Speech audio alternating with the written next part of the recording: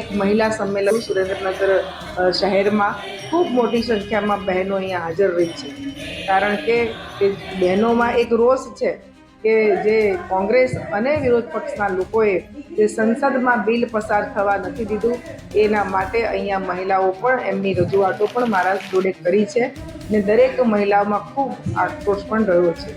પરંતુ આખા સુરેન્દ્રનગર જિલ્લામાં ભારતીય જનતા પાર્ટીનું ખૂબ સરસ વાતાવરણ છે અને લોકો સ્વયંભૂ અત્યારે વાત કરી રહ્યા છે કે જેણે અમારું કામ કર્યું છે એને અમે મત આપીશું.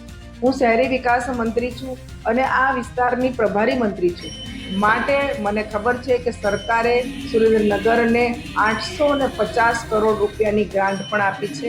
આવનારા સમયમાં 2 થી 3 વર્ષમાં તમે સુરેન્દ્રનગરની કાયા પલટ થઈ જશે.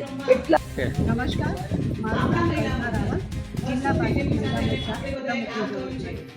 આજ રોજ સુરેન્દ્રનગર મુકામે જિલ્લાનું મહિલા મોરચાનું મહિલા સંમેલન યોજવામાં આવ્યું હતું, જેમાં અધ્યક્ષાને દર્શનાબેન વાઘેલા ઉપસ્થિત રહ્યા હતા. આજે મોટી સંખ્યામાં જનભાગીદારી જે બહેનો છે સ્થાનિક સ્વરાજ્યની ચૂંટણીમાં જે બહેનોની 50% ઉમેદવારી છે, સાથે સાથે બીજી પણ મહિલાઓ બધી સંગઠનની અને દરેક કાર્યકર્તાઓ કે જે ભારતીય જનતા પાર્ટીને માની રહી છે તે બહેનો મોટી સંખ્યામાં વિશાળ સંખ્યામાં આજે અમારા મહિલા સંમેલનમાં ઉપસ્થિત રહેલી હતી.